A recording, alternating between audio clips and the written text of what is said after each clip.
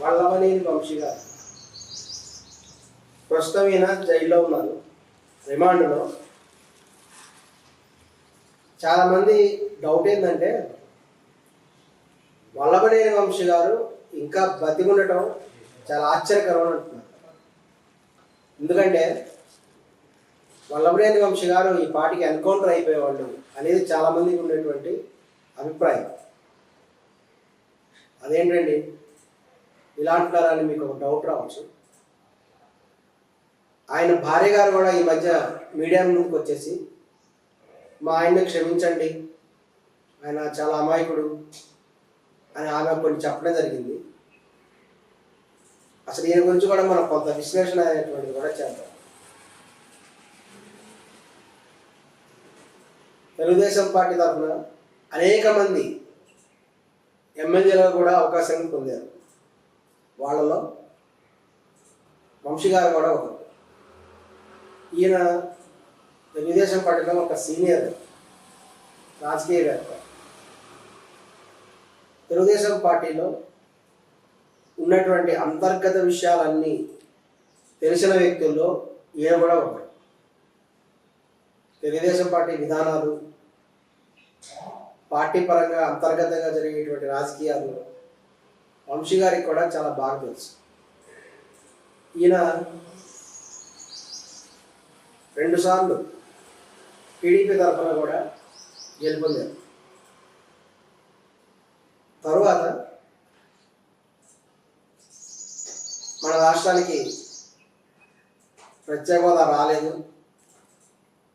ఈ ప్రత్యేకమైనటువంటి ఆంధ్రప్రదేశ్లో ఈయన ఇమ్మలేకపోయారు.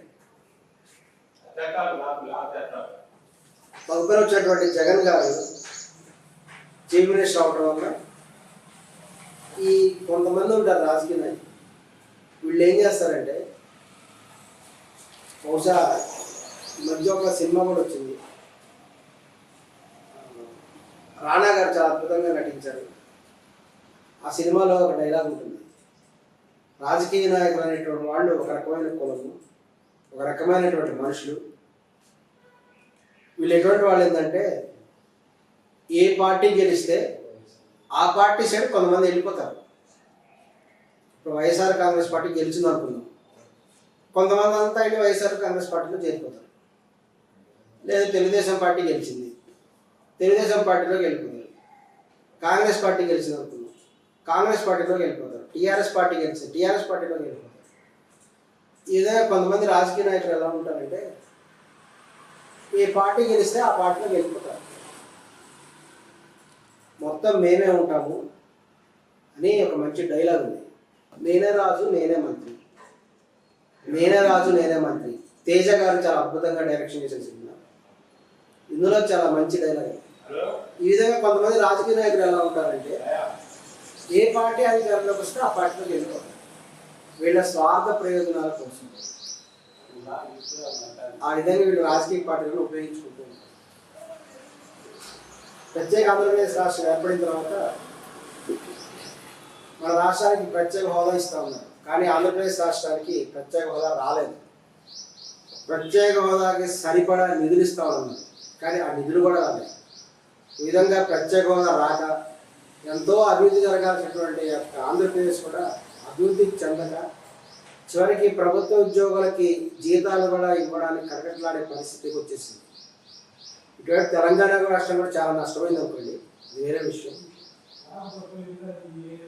ఆంధ్ర తెలంగాణ రాష్ట్రాలు విడిపోయిన తర్వాత ఆంధ్రప్రదేశ్ నష్టపోయింది, తెలంగాణ కూడా నష్టపోయింది. అది వాస్తవం.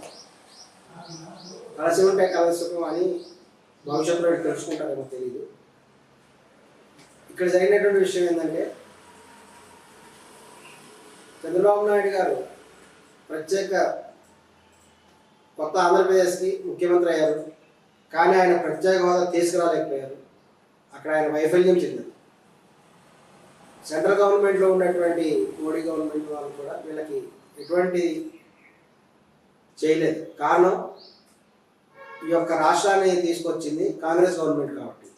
మన్మోహన్ సింగ్ గారు దాదాపు సభలో ఆయన స్పష్టంగా చెప్పారు, ప్రత్యేక హోదా ఇస్తాం ఆంధ్రప్రదేశ్కి అని చెప్పినప్పటికి కూడా ఒక దాదాపు ప్రధానమంత్రి గారు చెప్పినటువంటి మాట కూడా తర్వాత దాంట్లో అమలు కాకుండా జరిగింది. ఇది వాస్తవం జరిగిన విషయం, చారిత్రక నిజం ఇది. సరే, చంద్రబాబు నాయుడు గారు ప్రత్యేక హోదా తీసుకురాలేకపోయారు, ఆయన ఫండ్స్ కూడా రాలేదు. సెంట్రల్ గవర్నమెంట్లో వాళ్ళకి తగినటువంటి ఎంపీ సంఖ్య బలం ఉండటం వల్ల వాళ్ళని స్టేట్ గవర్నమెంట్ వాళ్ళు ఎటువంటి రిక్వెస్ట్ చేసినా అది అభ్యర్థంగానే మిగిలింది. ఈ పరిణామాల్లో తదుపరి ఈ వైఎస్ఆర్ కాంగ్రెస్ పార్టీ అధినేత వైఎస్ జగన్మోహన్ రెడ్డి గారు ఒక ప్రపంచంగా దూసుకొచ్చారు.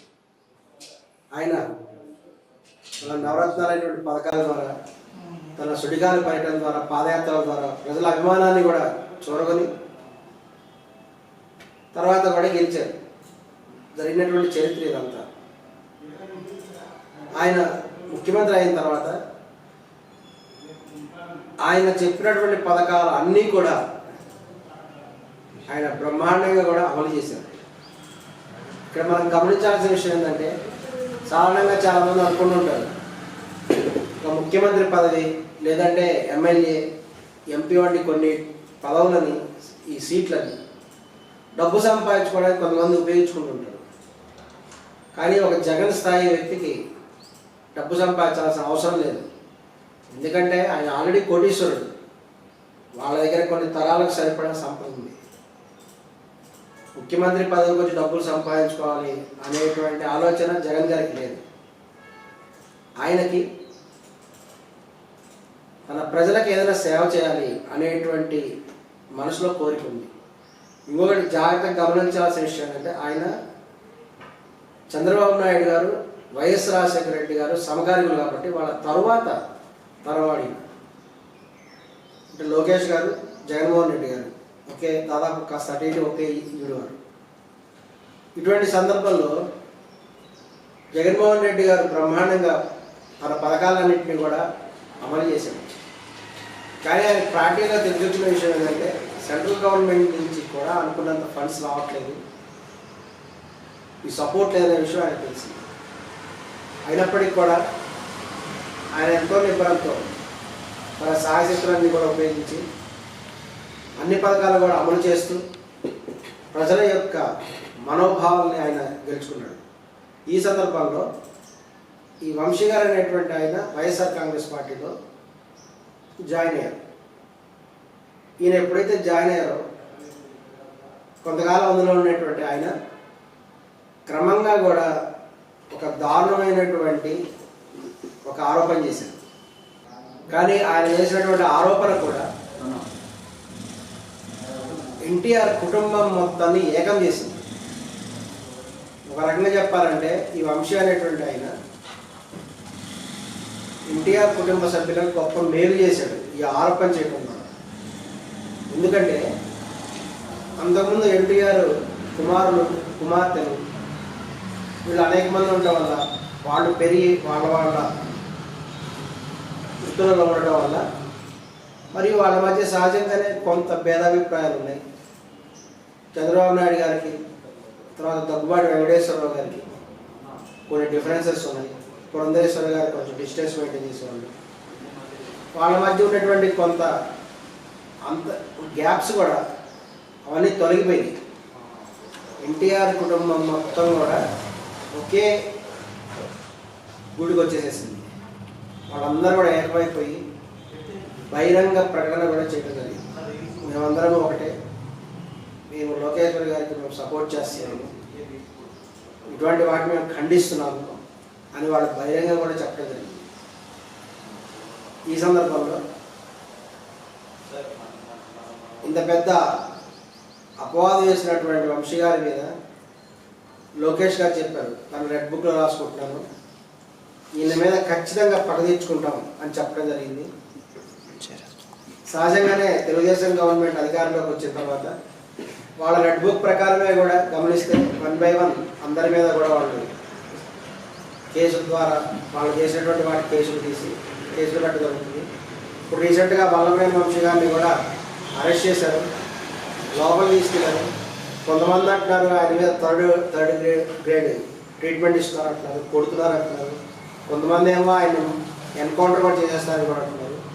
ఇది ఏం జరుగుతుందో భవిష్యత్తులో చూడాలి. కానీ జగన్ గారి మటుకు ఇతనికి ఎంతో కూడా మోరల్ సపోర్ట్ ఇస్తున్నారు.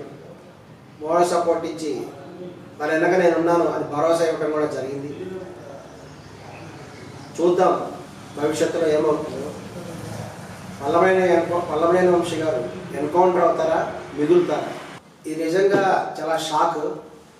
ఎందుకంటే వైఎస్ఆర్ జగన్మోహన్ రెడ్డి గారు వల్లభనేని వంశీ వంటి వాళ్ళని కూడా సపోర్ట్ చేస్తూ మాట్లాడారు. ఇది చాలా తీవ్ర దిగ్భ్రాంతికి లోనవుతున్నాం. వైఎస్ జగన్మోహన్ రెడ్డి గారికి తెలుసు ఆయన రాజకీయాల్లో ముఖ్యమంత్రిగా మొదటిసారి కూడా చేసినప్పటికి కూడా కొంతమంది స్వార్థపరులు ఉంటారు. వాళ్ళు ఏ పార్టీ అధికారంలోకి వస్తే ఆ పార్టీలోకి వచ్చేస్తారు. ఇప్పుడు వైఎస్ఆర్ కాంగ్రెస్ పార్టీ అధికారంలోకి వచ్చింది కాబట్టి ఈ వల్లభనేని వంశీ ఆయన వైఎస్ఆర్ కాంగ్రెస్ పార్టీలోకి వచ్చాడు. రేపు తెలుగుదేశం పార్టీ అధికారంలో తెలుగుదేశం పార్టీలోకి వెళ్ళిపోతాడు. అలాగే కొంతమంది మన వైఎస్ఆర్ కాంగ్రెస్ పార్టీ ఓడిపోవడానికి కొంతమంది కారణం ఉన్నారు. వాళ్ళు ఇష్టం వచ్చినట్టు మాట్లాడటం, అసభ్యంగా బిహేవ్ చేయటం, అటువంటి వాళ్ళని జగన్ గారు ఎంకరేజ్ చేయకూడదు. జగన్ గారు ఎంకరేజ్ చేయటం వల్ల ఏమవుతుందంటే వీళ్ళ వల్ల జగన్ గారికి ఆల్రెడీ 40% ఓటు బ్యాంక్ ఉన్నప్పటికీ ఆ స్వల్పమైన 5% డిఫరెన్స్ తోటి ఎక్కువ మంది ఓడిపోతుంటారు. ఇటువంటి వాటి వల్ల ఆ 1%, 2% ఓటు బ్యాంక్ కూడా తగ్గడం జరుగుతుంది.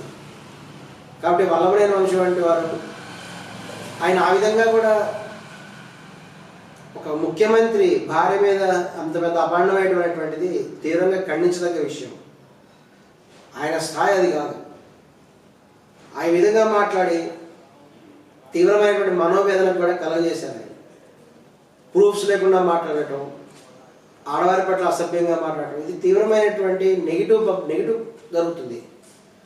దానివల్ల ఎంతో చంద్రబాబు నాయుడు గారి కుటుంబం కూడా గమనిస్తే మొత్తం ఎన్టీఆర్ ఫ్యామిలీ మొత్తం ఏకమైపోయారు ఈయన చేసినటువంటి కామెంట్ వల్ల.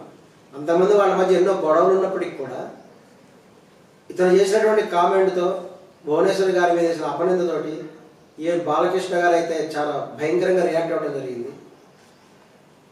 ఎన్టీఆర్ కుటుంబం మొత్తం ఏకదాటి మీద వచ్చేసేసి దీన్ని తీవ్రంగా కూడా ఖండించారు. ఈ విధంగా కూడా సాక్ష్యాలు లేకుండా ఇటువంటి ఆరోపణలు అటువంటి ఆరోపణలు చేయడం ద్వారా ఆకాశం వైపు చూసి ఉమ్మేయటం వంటిది అటువంటిది. ఆకాశం వైపు చూసి ఉమ్మేస్తే అది వచ్చి ఉమ్మేసిన వాళ్ళ మొక్క మీద పడుతుంది. అటువంటి వాళ్ళని సపోర్ట్ కూడా చేయకూడదు. ఇంకొంతమంది చేసినటువంటి దారుణమైనటువంటి ఈ యొక్క మాటల వల్లనే కొంతమంది నాయకులు చేసిన బూతు పురాణాలు, ఇటువంటి వాటి వల్లనే చాలా చెడ్డ పేరు వచ్చింది వైఎస్ కాంగ్రెస్ పార్టీకి. చివరి క్షణంలో కొంతమంది ఎమ్మెల్యే సీట్లు మార్చడం వల్ల ఇటు వాళ్ళు అటు వాళ్ళు ఇటు పోవడం వల్ల వీటి వల్ల ఆయన స్వల్ప ఓట్ల తేడాతో ఓడిపోయారు.